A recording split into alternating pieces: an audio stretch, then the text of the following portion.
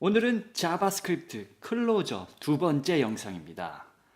첫 번째 영상을 보시고 질문을 주신 인권님이 계신데요. 이 분의 질문을 가지고 한번 오늘 설명해 볼게요.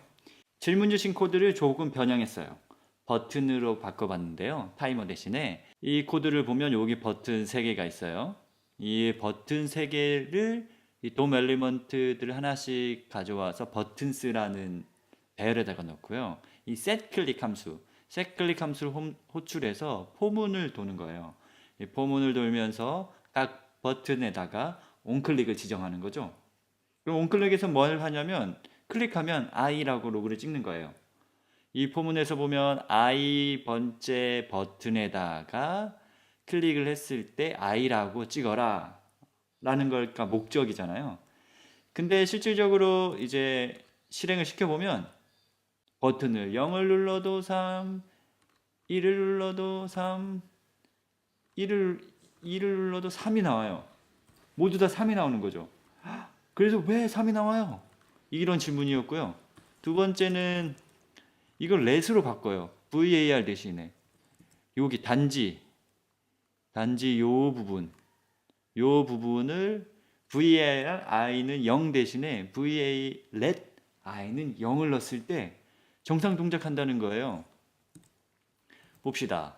진짜 정상 0을 누르니까 0, 1을 누르니까 1, 2를 누르니까 2가 나와요. 네, 정상적인 거죠. 그럼 왜 VAR일 때는 안 되고 let일 때는 되는지 오늘 알아봅시다. 저는 코드종입니다. VAR과 let에 대해서 차이를 먼저 알아볼게요. 핵심은 그래요. var은 함수 단위, let은 괄호, 중괄호 단위예요. 다른 언어에서는 중괄호 단위로 그런 스코프가 형성된 애들이 있잖아요. 근데 var은 중괄호와 완전 무관하고 무조건 함수 단위인 거예요. 그래서 예를 들어 펑션이 있고 펑션 x라는 펑션이 있고 여기에 var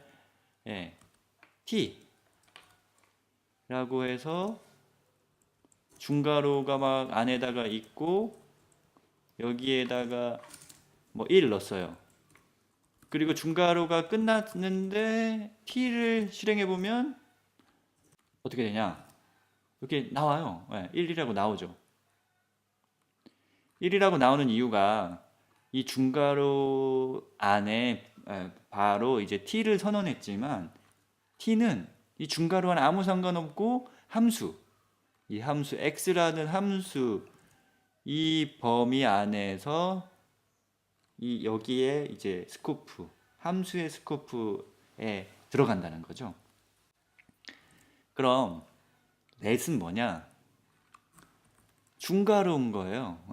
중괄호 안에 생겨 버리는 거예요. VAR과 다르게. 그래서 여기 중괄호가 있잖아요. 그럼 이 let의 t는 이 중괄호 안에서만 존재해요.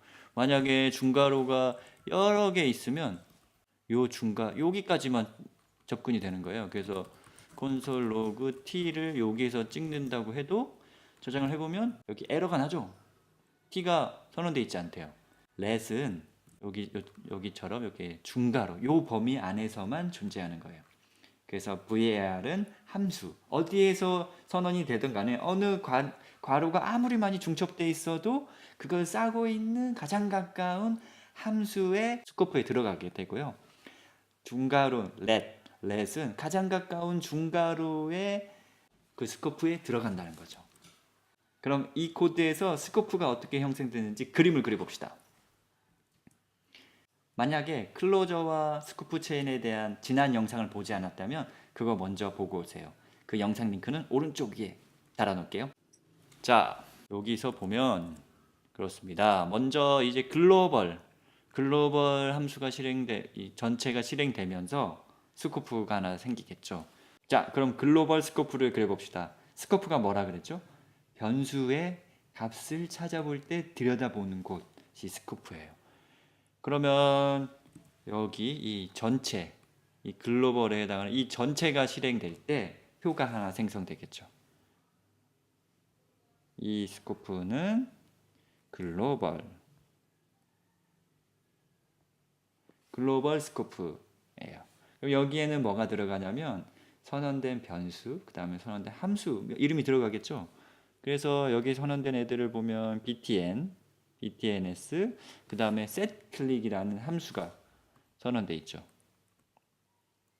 그래서 이 setClick이라는 함수 sc라고 약자로 적어볼게요. 그러면 이제 setClick 함수가 또 실행이 됩니다.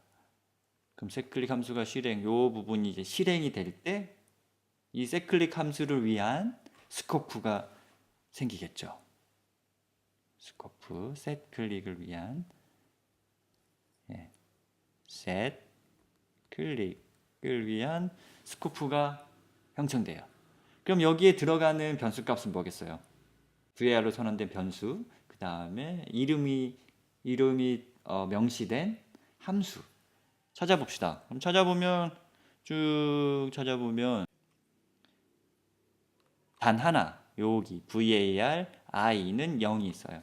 그래서 여기 i가 들어가는 거예요. 실질적으로 this도 자동으로 넣어주는데 그 다른 영상에서 다뤘던 자바스크립트의 this 있잖아요. 여기 자동으로 들어가요. 근데 이제 여기서는 클로저 그다음 스코프 체인에 대한 이야기니까 this는 제외하고 설명할게요. 자, i만 들어가 있게 된다고 생각합시다. 그럼 i가 들어가게 있게 되고 함수가 하나 실행되겠죠. 그냥 포문이 딱 돌아요. 그럼 포문의 첫 번째 i에다가 0이 들어가고요. 버튼 i번째 0번째 버튼에다가 온클릭에다가 펑션 하나를 넣어줘요. 그럼 예를 들어서 여기 버튼 0번째 버튼이 있다고 칠게요. 그럼 여기에 온클릭에다가 함수 하나를 만들어서 연결해 주는데 이제 그 함수가 실행될 뭐 스코프 같은 게 있겠죠. 그 다음에 이제 그 다음 하는 일이 포문이 바뀌어서 이제 1로 바뀌었어요. 1로 바뀌고 이제 1번째 그 인덱스가 1인 버튼에서 이제 온클릭이 연결이 되겠죠. 그 다음은 또 뭐겠어요? 1인 끝나고 포문이 돌죠. 그래서 2번째에다가도 뭔가가 형성이 돼요. 그러고 마지막 여기 조건을 보면 i가 3보다 작을 때만이잖아요. 그럼 이제 i가 하나가 증가가 돼서 3으로 바뀌고 조건을 따지고 보니까 3이 된 다음에 조건을 보니까 3보다 작지 않죠. 그럼 포문을 빠져나오는 거예요. 포문을 빠져나와서 setClick이 종료가 되고 메인 함수의 모든 코드가 실행이 됐어요. 그럼 이제 무슨 일이 일어나냐? 뭐 버튼을 클릭했을 때 어떤 일들이 생기겠죠. 지난번 영상에서 요 얘기를 했었잖아요. 자기 거에서 뒤져보고 없으면 이제 선언된 위치에서 그 상위 스코프를 바라보게 된다. 그래서 각각의 핸들러들은 찾아보고 없으면 setClick에 대해 걸 찾아보게 될 테고 setClick에서도 뭐가 없으면 글로벌을 찾아보게 되겠죠. 그럼 이제 버튼을 0번째 여기 버튼 2를 생각해 볼까요? 버튼 2의 온클릭 버튼을 빵 눌러서 버튼 2의 온클릭이 실행되면 맨 처음에 하는 일이 이제 콘솔 로그 i를 찾아봅시다. i가 여기 있나요? i가 여기 없어요. 그럼 어디 찾아보겠어요? 네, setClick 요 부분을 찾아보겠죠. setClick의 i는 뭐예요? 3.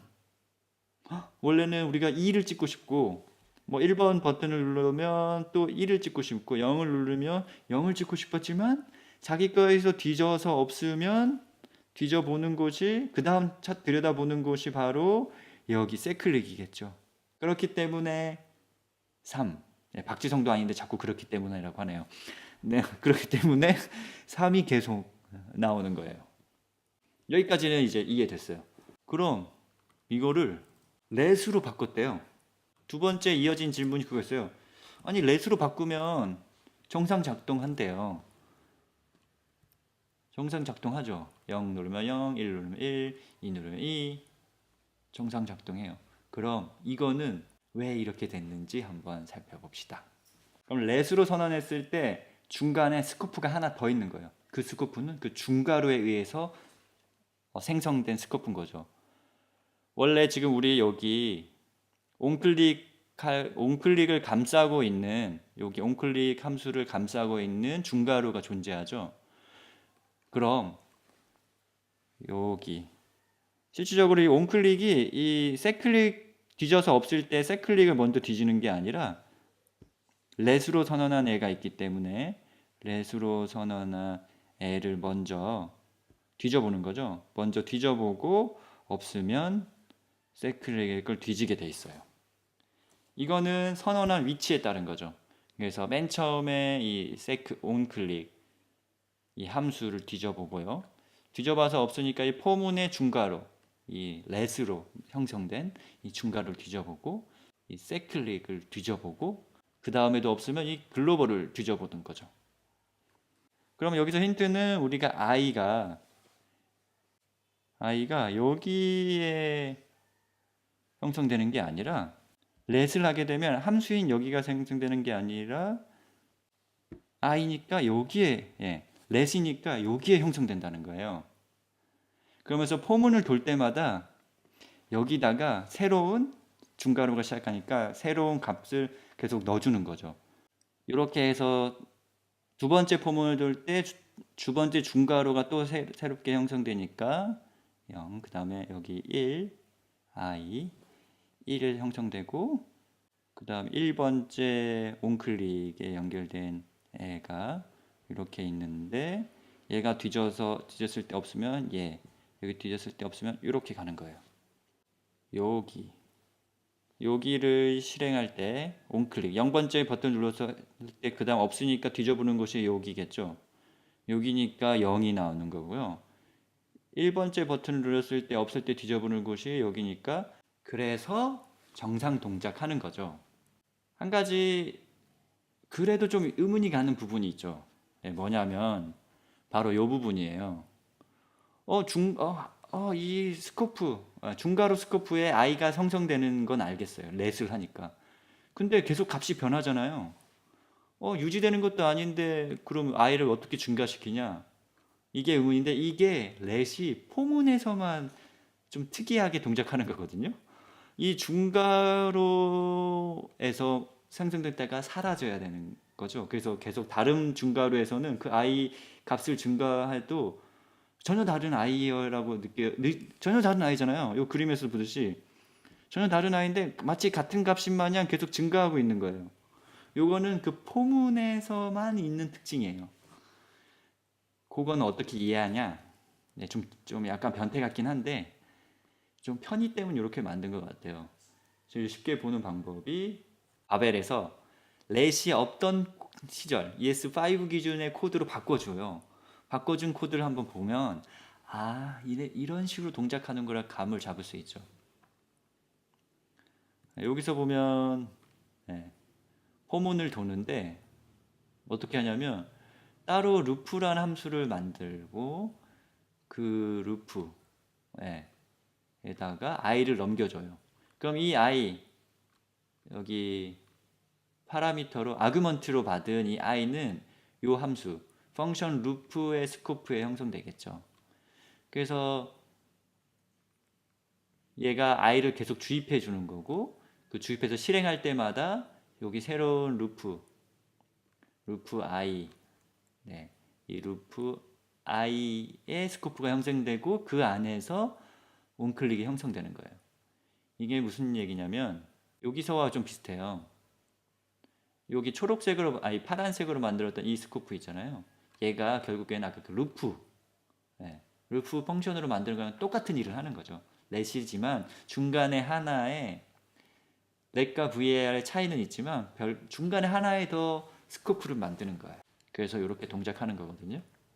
이거를 좀 더 자세히 그림을 그려서 설명할 수도 있겠지만 이 코드를 한번 차분히 한번 보시고 아까 이게 그림으로 그렸던 이 부분 스텝을 다시 한번 손으로 직접 그려보면서 한번 해보시면 어렵지 않게 이해할 수 있을 거라고 믿어요.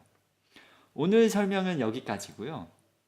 그래도 이해가 안 되신다면 구독을 누르고 좋아요를 누르고 다시 보세요. 그러면 이해하는 데 좀 도움이 될 거예요. 자, 오늘도 그럼 즐거운 코딩 하시고요. 궁금한 점은 댓글에 남겨주세요.